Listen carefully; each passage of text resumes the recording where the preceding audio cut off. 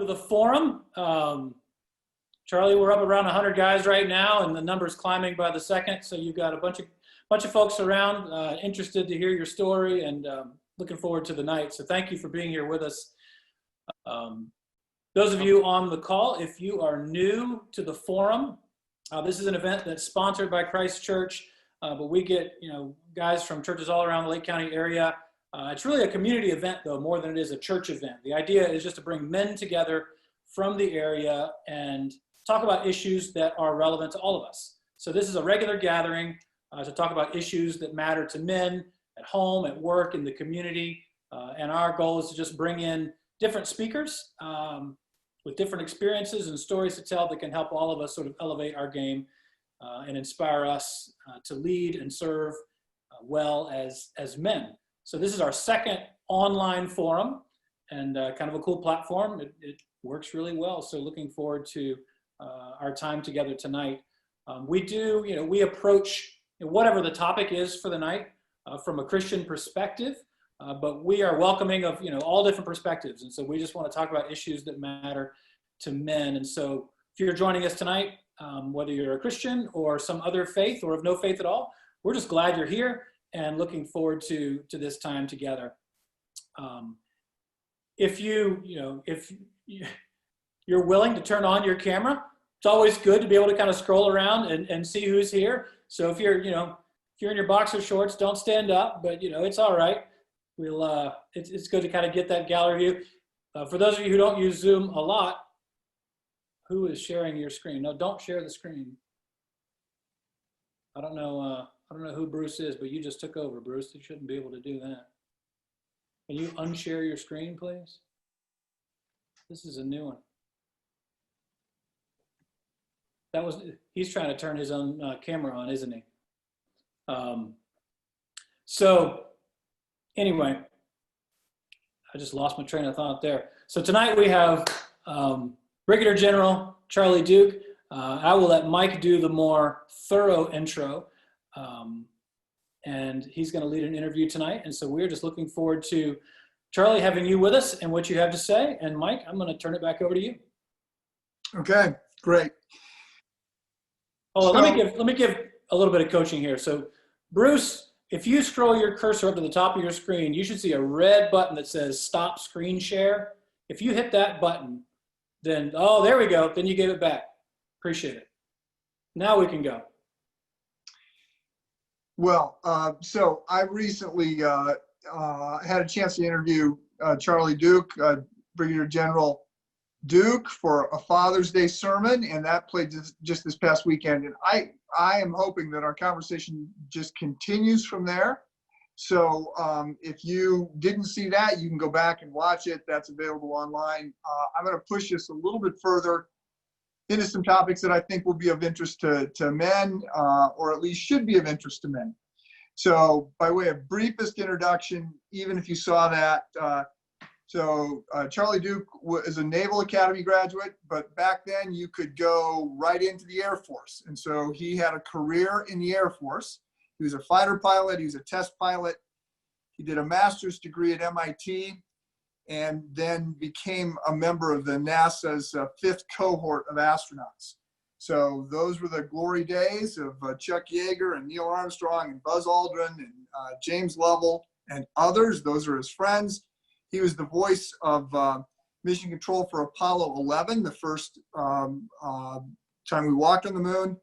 And then he was the lunar module pilot for Apollo 16 back in 1972. He became the 10th and remains the youngest person ever to walk on the moon.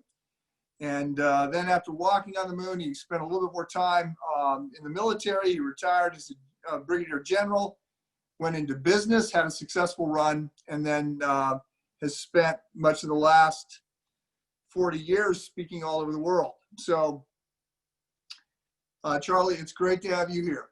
And thank you for your time tonight. Thank you very much, Mike.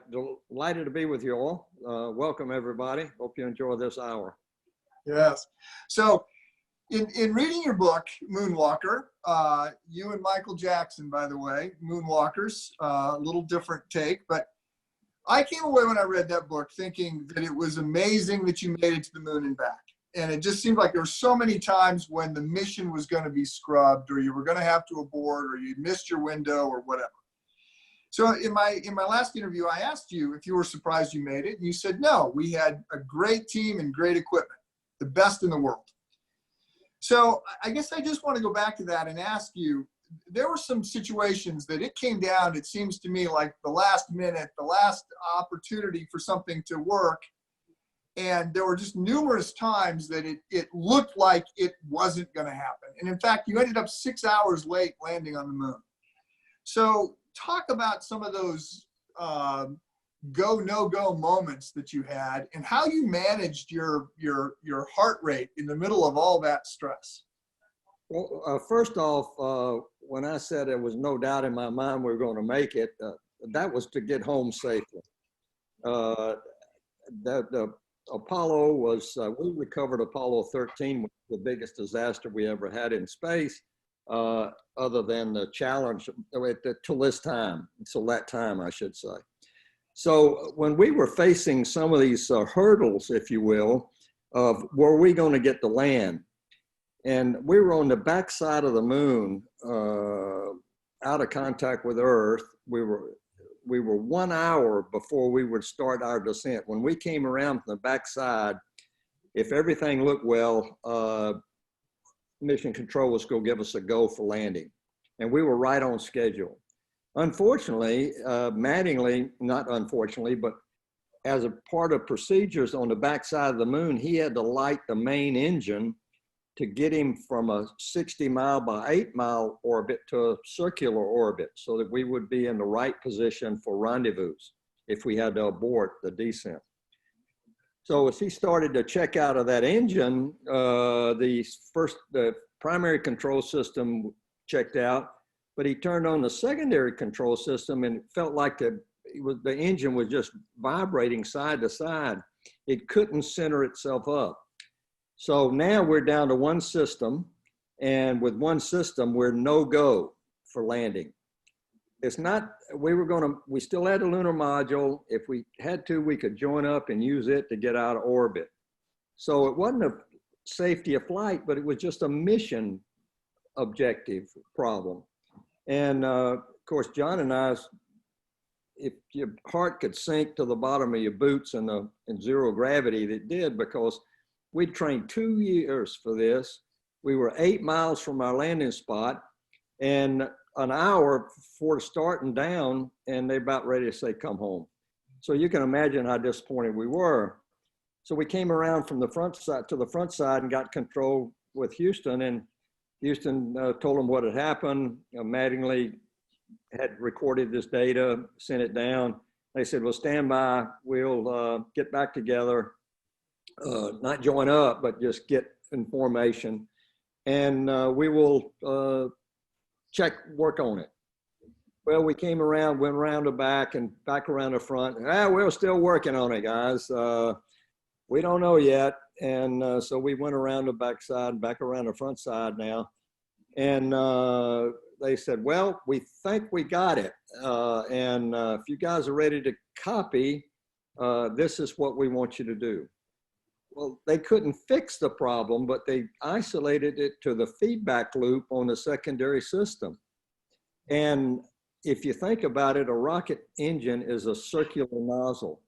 And when you light that engine, the pressure on that nozzle equalizes around that circle, and the engine, boom, centers up right in the center of the engine, of the spacecraft center of gravity, not center of gravity, but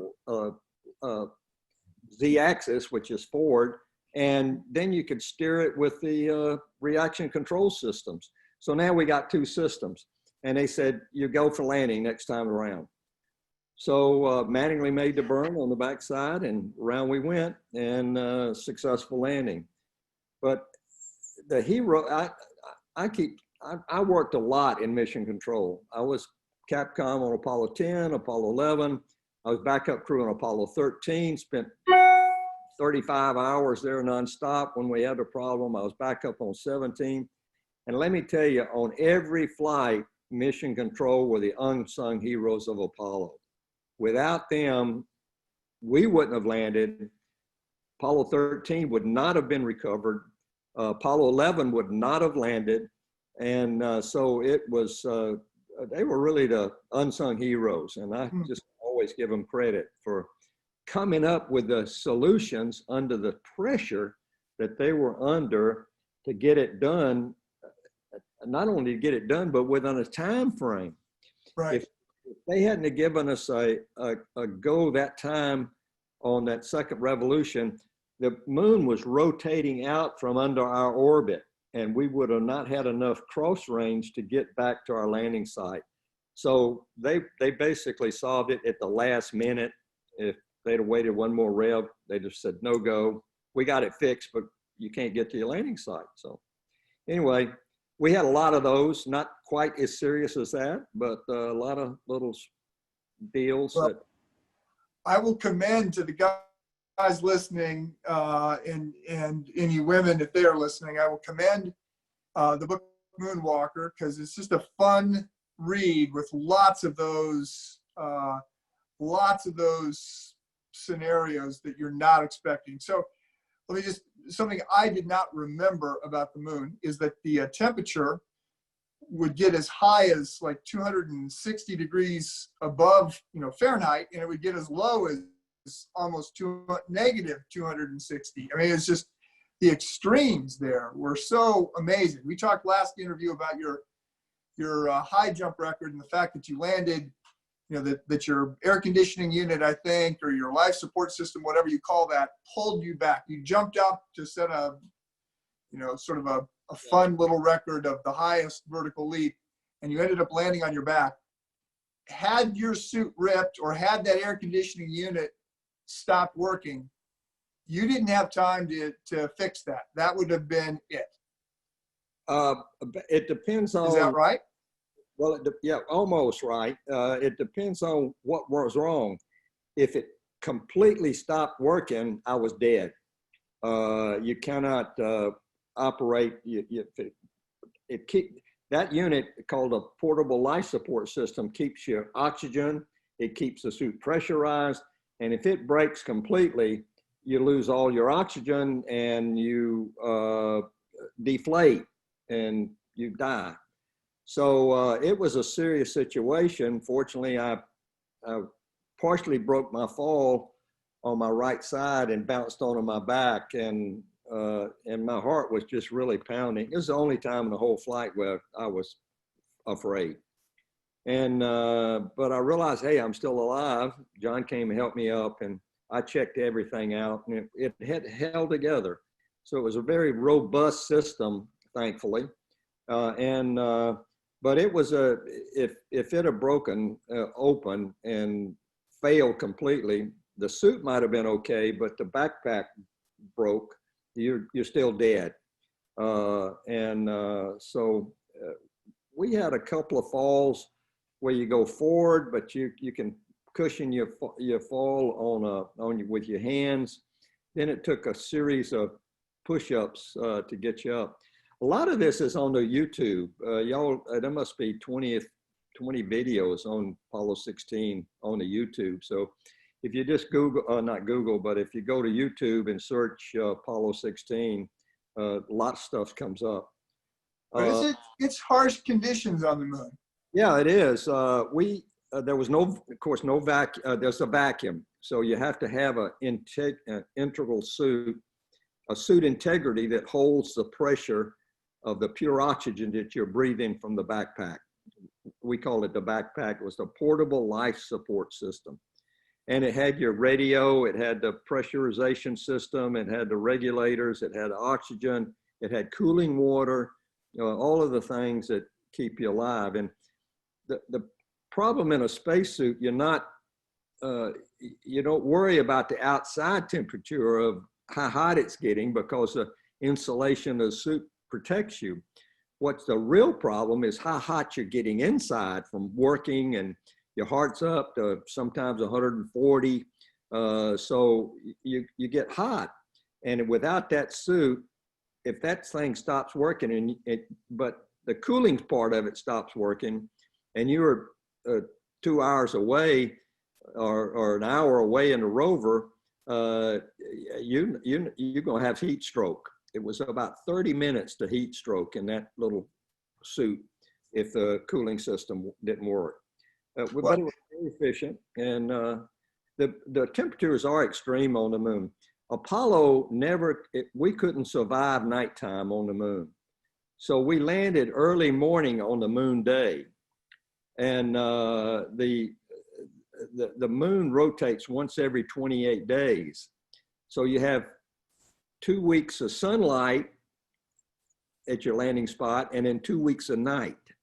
So we landed early morning on the moon day, and we left mid-morning on the moon day, and the average temperature of the surface had gone from 85 degrees Fahrenheit to about 235 degrees Fahrenheit. Our suit had a capability of managing 250 degrees. And so we had to be off the moon or back in the spacecraft before that temperature reached 250. And then as the sun goes down, everything gets really, really cold. Like you said, almost absolute zero. And so Apollo just couldn't make it at nighttime on the moon.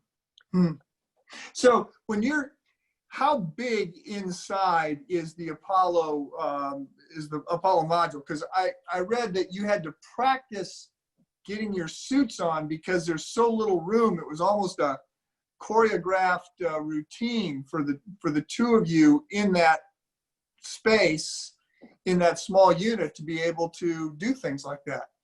Yeah, the ascent stage was the living area of the lunar module. Probably less than 300 cubic feet. You could stand in the middle and almost touch the walls on each side if you extended your arms. Being there 3 days, we landed in our suits, but during the rest periods, we took our suits off, and they stowed on behind us over the ascent engine cover. And so when we started getting suited up, we had to put the suits on, and then as you put the backpack on, which was above your head about 4 or 5 inches, and the lunar module roof rolled in. It was like a cupola, and it rolled in. And so when you got the backpack on, you couldn't stand up next to the wall, so you had to move into the center. And at that point, we were both maybe a foot apart, and we were helping each other get buckled up. But we had practiced that at least 300 times. And, everything you see in space that is done like on space station with EVAs and repairing this, repairing that, I guarantee you they've been in the water tank practicing that at least 300 times. So you're not caught by surprise, and you know what to do, and you know, well, I got to put the gloves here, and I got to put the helmet here. And so you got everything laid out, and then you start getting dressed. Even with that, it took several hours to get suited up, backpack on, checked out, and then you could open the door. So I see behind you off of your left shoulder, I see the Saturn V model of the rocket. Do you have any moon rocks on that shelf that you can show us? I got a fake one, but not a real one. It's a real good model, though. Moon rocks were not allowed. We weren't allowed to keep any moon rocks. They're national treasures, and so they were all deposited back in the lunar receiving laboratory. And of all of Apollo, we had over 600 pounds of lunar rocks and soil samples, and a lot of that's still there available for investigation. So what, of all the experiments, because you were running experiments pretty much all the time. I mean, that was, as I read it, that was what you were doing there. What do you think was the greatest, what was the greatest discovery? Well, when you look at, we did I think the Apollo lunar surface experiments package was a great series of experiments. We had 2 seismic experiments. We had a heat experiment. We had a magnetometer. Had one other that I can't remember right now. But anyway, with those experiments, we've learned what the interior of the moon was like. The rocks, ours failed, by the way, but it was working on Apollo 17, measures the heat coming out of the interior of the moon. So they can basically have an understanding of what the moon's history is logically. And one of the important things that we went to the mountains of the moon, which they thought was volcanic, but it wasn't. There was no volcanic activity in that part of the moon. So the rocks were different. Breccias and feldspars and things like this. I don't remember the names of them. It's been so long ago, but they were very excited. And when we started describing these rocks, our science team, who were all PhDs in geology and stuff, and I learned later they were shaking their head. We wasted 6 years of geology training on these idiots. They're not at all. And but when we got the rocks back, they began to see, hey, this is really unique. And it was the only time that anybody landed in the mountains of the moon. So our landing area was very important for the understanding of the mountains of the moon, if you will. And so the experiments that we brought back, we had a camera that was infrared, ultraviolet, and you could see the sun. We pointed it at the sun and several other objects. And so there is a lot of great science that was done on Apollo, and a very basic understanding of the moon came about. Let me ask, you talked about the unsung heroes of the Apollo program being all of the men and women in mission control that were working out all the problems.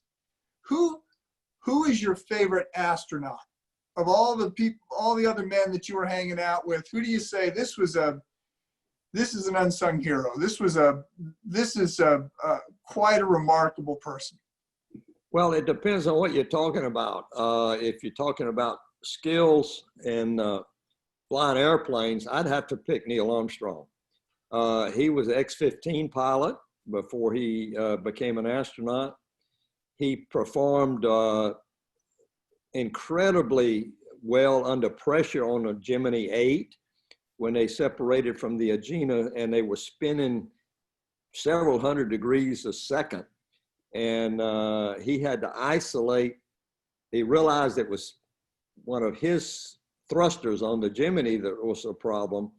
And he brought that thing under control shortly before Dave Scott, his pilot, was about to pass out due to the stresses on him. And so then in Apollo 11, he took over and landed very skillfully over a rock field, a boulder field, that used a lot of gas, but still he was good. I'd flown with him, and we weren't close friends. They lived behind us about a block in our neighborhood. So we knew we had a whole neighborhood of astronauts, so we were all a lot of good friends. And my favorite, I think my biggest buddy was one of my classmates from test pilot school. His name was Stuart Russa. And Stu was on Apollo command module pilot on Apollo 14. Of course, back in those days, there were 50 guys, and we all knew one another, and we knew what everybody was doing, and we stayed up. But I mean, you were really good friends. It worked, not necessarily you had to, you had barbecues together, but we did a lot of that too. And we had parties, office parties and stuff. And so we were all good friends. And even today, the ones that are still alive, I would say good friends. We only had, only 4 of us that walk on the moon still alive. Myself, Dave Scott, Buzz Aldrin, and Harrison Schmitt. And Harris and I are both in our 80s. Dave's late 80s, and Buzz, I think's touched 90 now. So that's only 4 of us left alive. But we still talk one another. We don't see one another that often, but call on the telephone, get everybody's, talk about things. And the rest of the Apollo guys that are still alive, are good friends with. So we get together every once in a while. Astronaut Scholarship Foundation is a group that we're involved with to help raise money to give scholarships to college kids. So I want to pick up on something you just said there, because as I was thinking about this conversation today, I thought, there's several reasons that I'm jealous of your life. One, you got to be an astronaut, and that's just a really cool job. I run staff meetings, and it's just not very glamorous. So you win the cool job, and that iconic picture of you on the moon with sort of the gold dome saluting the flag. I mean, that's just, wow, that's just amazing. So a cool job. A second thing, though, struck me as that the most elite, I think of the most elite fraternity on the planet being the former presidents of the United States. And they seem to be friends, even if they were not politically compatible. Bill Clinton and George Bush 41, and I think George Bush 43 seem to really like each other. And there's we did something that no one else did. We understand the unique pressures of this position. And I thought, well, maybe at least equally as elite is those who walked on the moon. And military folks talk about this all the time. Like, we risked our life together. We were on this mission together. I trusted this person. And there's a camaraderie there. So it sounds like you've got some of that going with these other 4 guys, but maybe you're not quite as close. Is it other astronauts that you feel a real kindred to? Well, yeah, of course, John Young, my commander, we were a backup on Apollo 13 together, and we trained for 2 years together as Apollo 16, and then we were back up on Apollo 17 together. So we had over 3 years of training. We got to be like brothers, and we were still really, really close friends until he died several years ago. Others that I was closer to, I think probably Dave Scott and Buzz Aldrin. Jack Schmidt and I are good friends, but we rarely see each other because he's still active in academic circles. He had a PhD in geology, and he was a senator from New Mexico. And the other Apollo guys, we see through, as I said earlier, Astronaut Scholarship Foundation meetings and Space Fest, which is a big come to meet the astronaut deals, which has been out in Tucson. Unfortunately, they canceled it this year. But, all of those things give us a chance to stay in touch, and we do correspond. Well, Al Warden and I were good friends. We used to travel together a lot, but he died earlier this year. So we're sinking fast, if you will. Well, I pick up on that because I think men often don't have good friendships. And I think we look back on times, sports teams, military, college fraternities, as some of the times when we were closest with some other men. And it struck me that you had a unique opportunity to be particularly close with a handful of really good guys. And well, that leads to the third thing that I was jealous of, and that is the discipline and training that you underwent. So I read in the book, you talked about, rehearsing putting on the suit 300 times in the water tank or whatever it was. You just rehearsed, you drilled as a fighter pilot, as a test pilot, as an astronaut. There's just a lot of discipline, physical, mental, how you manage stress, high stress situations. What have you carried that forward in life? Do you look and say, well, I am a disciplined person, or I learned this about discipline? Yeah, I'm still, I think, fairly disciplined. Sometimes I get on the emails and spend too much time on my iPhone, which I realized, gosh, I've just wasted 3 hours, looking at this stuff. But if I could just be disciplined enough on that to ignore all of the stuff and just answer the real important emails, I'd be a lot better off. But I'm still, I think, fairly disciplined. We had a busy schedule last year. We probably had 500,000 miles on airplanes, 6 times international trips, and a lot of speaking and things. And so it requires you to be disciplined. And I learned the discipline through not only flying airplanes and test pilot and astronaut, and not only as an astronaut and as a pilot, military pilot, it's wise to stay in shape. And you're given opportunity, you have to motivate yourself to stay in shape. And I knew that I had to, and I learned that really early on in my career when I got to NASA. I was 30 years old or thereabouts, 30. And it was, I knew I had to be in shape. I knew I had to learn the systems. I knew I had to pay attention.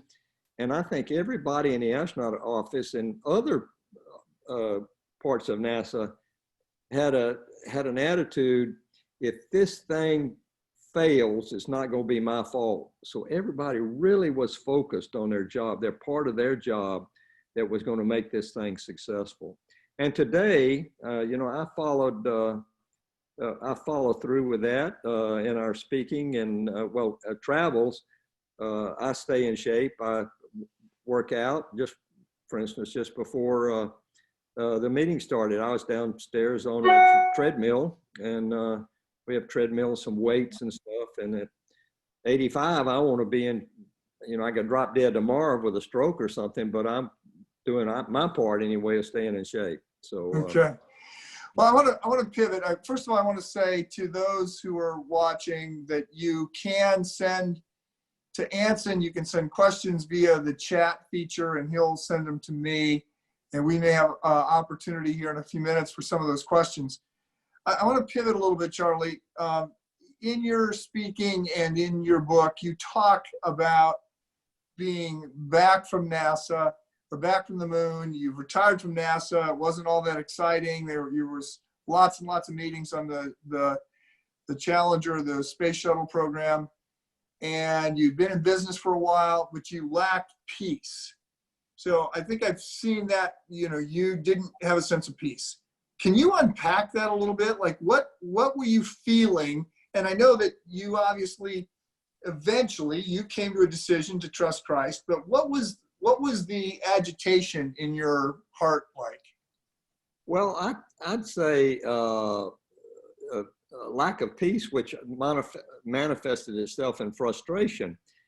I was 36 when I landed on the moon. In January of that year, 1973, Apollo was over. Apollo 17 was successful, and now it's over, and I'm 37. And I had climbed the ladder of success. I mean, I was at the top of the astronaut career, if you will, and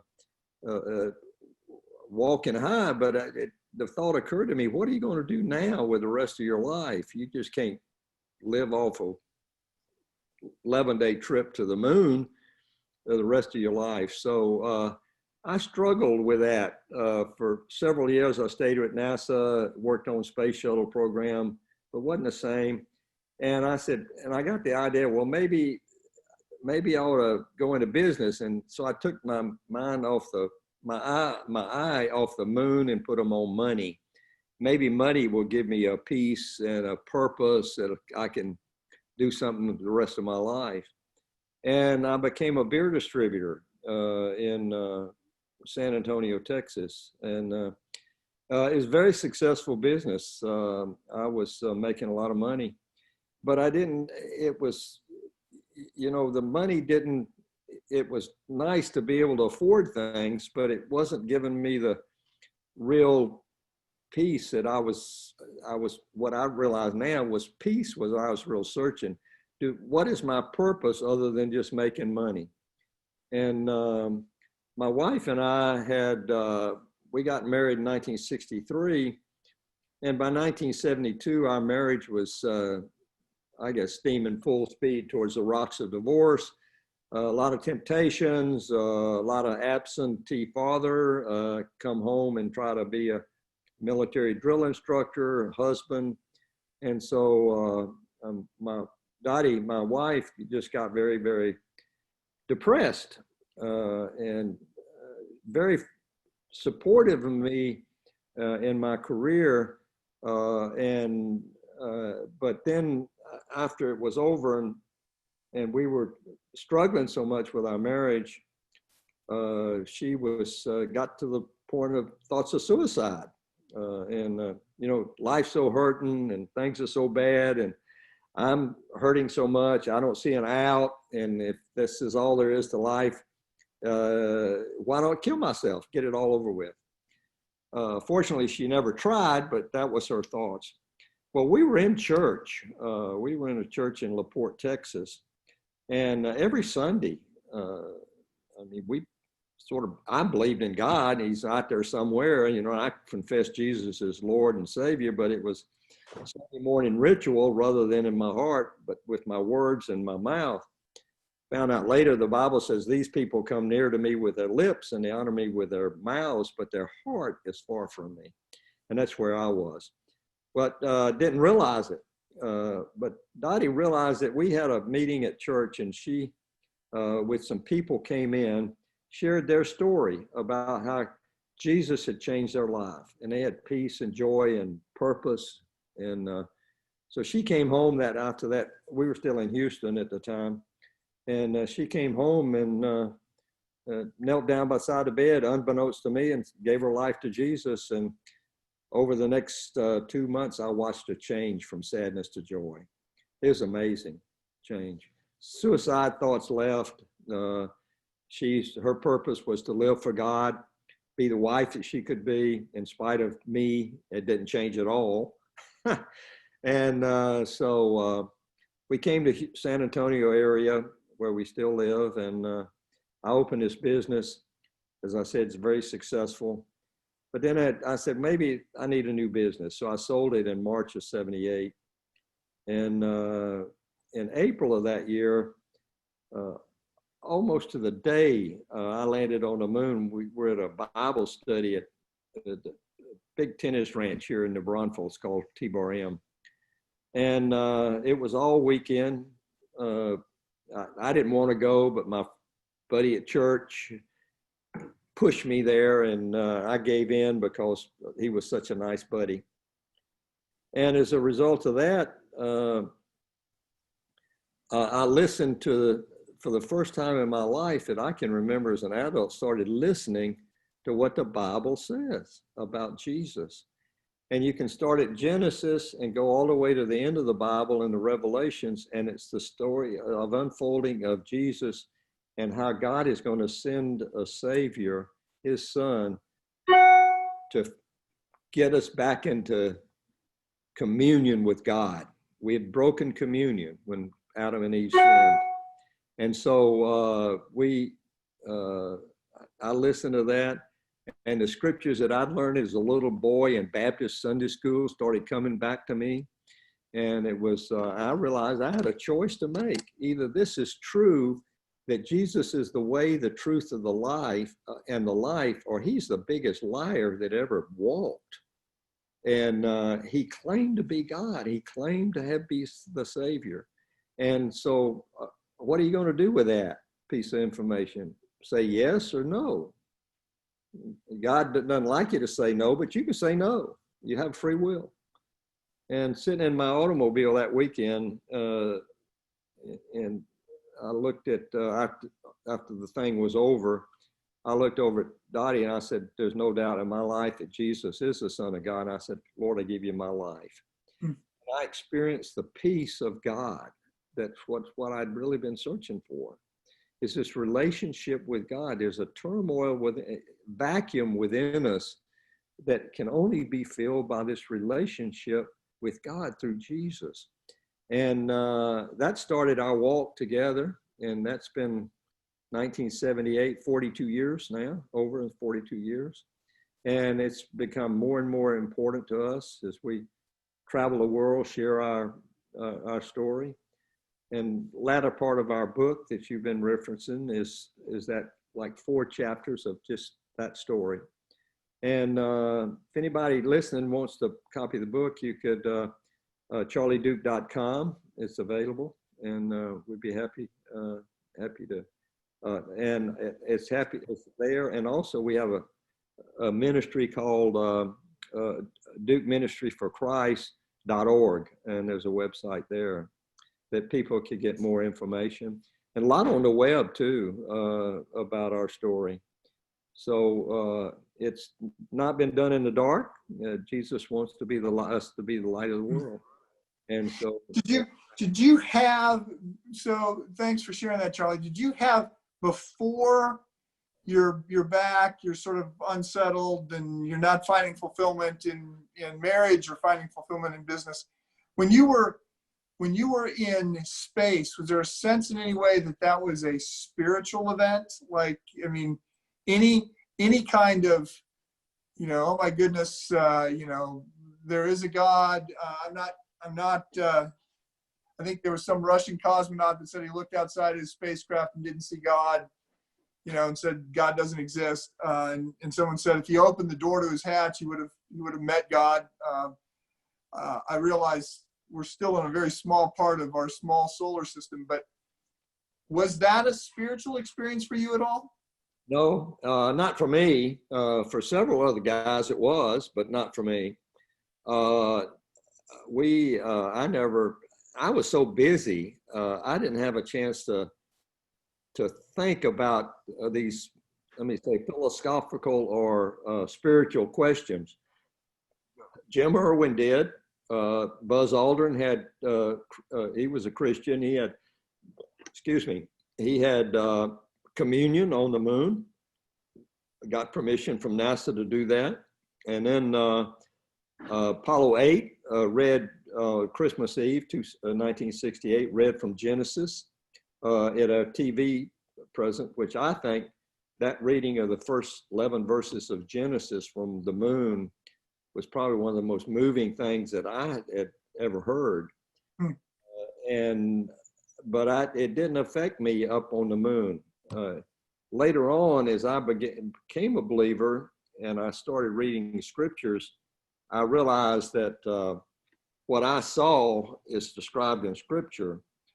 God sits enthroned above the circle of the earth. And like Yuri Gagarin, I didn't see God. He didn't see God. I didn't see God. But that doesn't mean that God's not real. Right. And in the book of Job, it says when God made the earth, he just suspended it upon nothing. But one of my favorite scriptures is Psalm 19, the first couple of verses. The heavens declare the glory of God. The skies proclaim the works of his hands. Day after day, they pour forth speech. There's not one language or nation that doesn't understand it. When we look at the heavens and the beauty of the heavens, you see in the glory of God. And it's all in order. It's all there. It's not an accident. And so now I look back and it was what in my memory, it was a very spiritual experience. So, Mike, we're getting a few questions popping in. Do you mind if I throw a few of those out?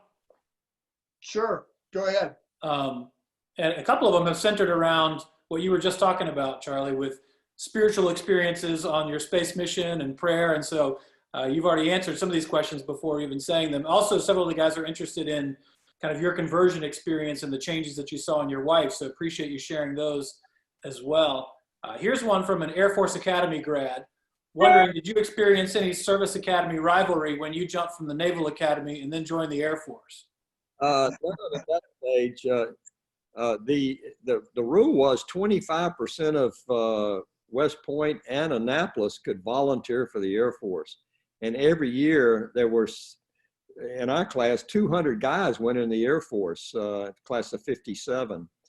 And the only time I catch it is when the Air Force is playing Navy or Navy, Army, Navy. And so, because we have Army guys that were good buddies that are now within the Air Force, and Navy guys that were good buddies in the Air Force. So we're pulling against each other. So it's a little rivalry, but not much. So we have a lot of good buddies of mine, Air Force Academy graduates.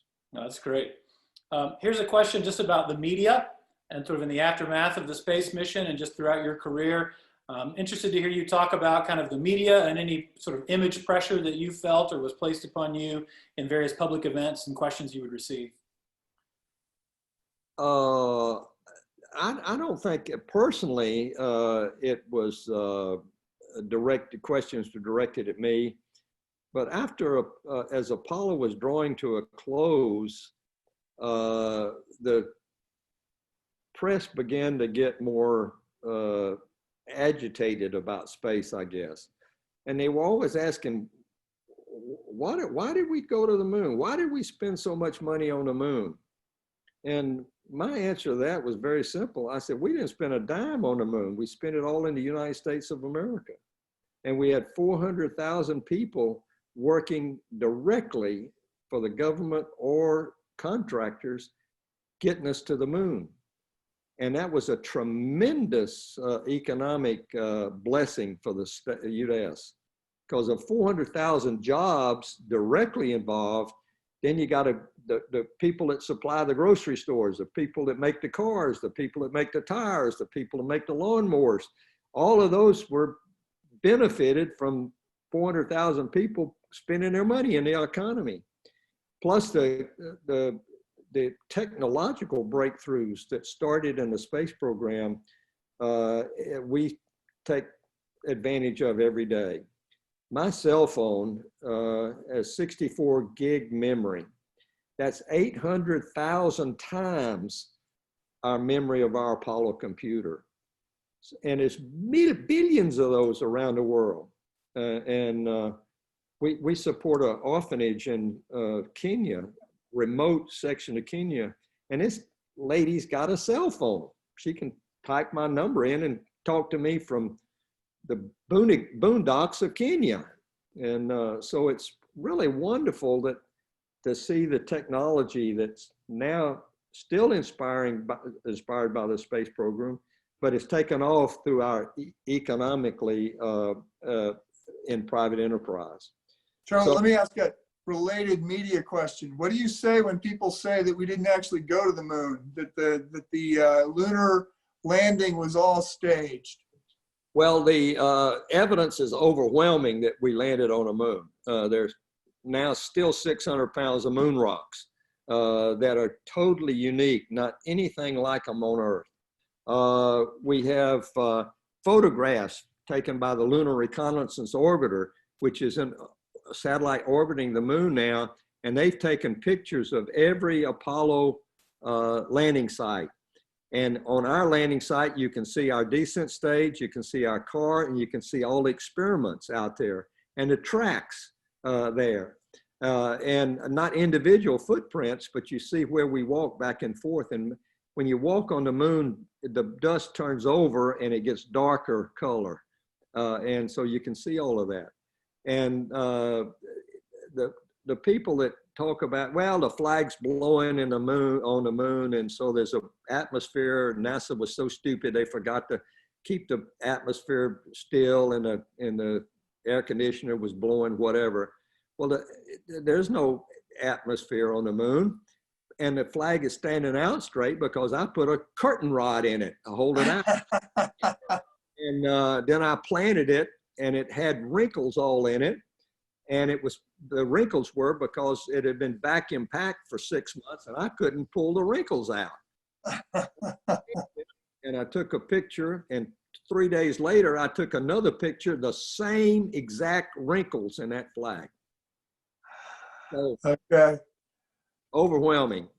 No, Earth's not flat either. Yeah, right. Can I throw a couple more out, Mike, before you take Yes. it back? Just a Father's Day weekend question. So Charlie, are there any particular lessons that you learned from your dad that sort of carried you through your life and career? And then thinking forward, what are the more important lessons that you'd like to pass on to younger generations? Well, my dad was a generation where they were very reserved. No big hugs, at least not my dad. No I love yous. You knew he loved you, you knew he cared for you, but it was never any emotion. And God showed me that I had been a bad dad, very domineering, very tough military style dad. And I was just crushing my kids. And so I repented, and God spoke to my heart. My dad was still alive. He was very proud of me being an astronaut. But he said, go back and just give your dad a big hug and tell him how you love him. And it took about 3 years of doing that. And finally, my dad broke down and said, I love you too. Mm-hmm. So I think you can be, our job is to discipline our children, but it's to love our children. God disciplines us, but he also loves us. And there's nothing we can do to keep God from loving us. So in the future, I've seen that now in my grandchildren, and God's given me a spirit of love for people, and his spirit of love. God is love. And so I love my dad to the very end, my mom, and I try to do that with my kids and grandkids now. And so that would be get to know your kids, love your kids, discipline your kids, pray, seek God's direction on how you should do that, the individual things. So hopefully that'd be a good lesson for everybody. Yeah. I think that segues in. Two more, I'll say them both at the same time, and then I'll turn it over back to you, Mike. So one, there's just a question sort of related to what you're talking about, Charlie. Interested to hear about your ministry now and sort of what you're doing with your ministry. And then the second one is just about the future of the space program. So a couple of questions around SpaceX and different initiatives in space and what you see as sort of the future for space exploration. Well, our ministry is, I'm not a preacher. I've never been to seminary, but I love God, and we have a story. And Jesus says, when you get filled with the Holy Spirit, you shall be my witnesses. And so I'm a witness for God, Christ. And so when we get invited to a church, like we were supposed to be up at Christ Church, but due to the COVID stuff, we've done it this way. And so our invitations to come speak to Christian groups varies, but mostly it's just to share our story. And we do seminars sometimes, and I do prayer breakfasts, God bless America type things. But that's that's our ministry, and we don't have a church. We go to a church, but we don't have a church. And so we just respond to invitations that people give us or send to us. And future space, I think, is very bright, especially the privatization, SpaceX, Blue Origin, Virgin Galactic. All of those have a unique niche in the future of space tourism and space exploration. NASA has 3 of those under contract, and so we're going to see some really amazing things in the next decade, I think, God willing. So I'm very excited about the future of space. One of the guys mentioned that he's a little afraid the traffic is going to get hard to manage up there. Do you think that's going to be a problem? They got a lot of stuff up there that's 6,000 objects that they're tracking, but it's a 3-dimensional and time thing. And I mean, it's hard enough to hit somebody when you're trying to do. It's just not your day if you hit a 6-inch bolt up in space. but they can track all that stuff, and they move the space station. If they say something's coming within 20 miles, they'll move the space station to increase that miss distance. So I think we're on top of it, and there's a lot of stuff going up there, but a lot of stuff coming back down too. So Well, so I will end our time here, Charlie. Thank you so much. Is there anything? Occasionally, we see your friend James Lovell, and anything you want us to pass along? Should we bump into him? well, just tell him hello for us. We've on the telephone with he and Marilyn, Dottie, especially my wife, the other day. And so we do stay in touch. But if you see him on the street, tell him hello. We're coming to Chicago before too long, and hope to say hi. Okay. Well, thank you so much for sharing your story, being an ambassador of that great experience. Thanks for sharing your love of God and how He's changed your life. And let us know when you're coming to Chicago. You have a lot of fans in Lake County. We'd love to do this in person. Well, we would too. Thank you so much, Mike, and God bless you all who've been listening, and hope to get to meet everybody personally one of these days. Okay. God bless. Thanks so much. Thank you. Let me add my appreciation, Charlie, for being here with us as well. And then for all of you guys, one of the hallmarks of the forum is an opportunity to just connect with one another and kind of discuss the talk for the night.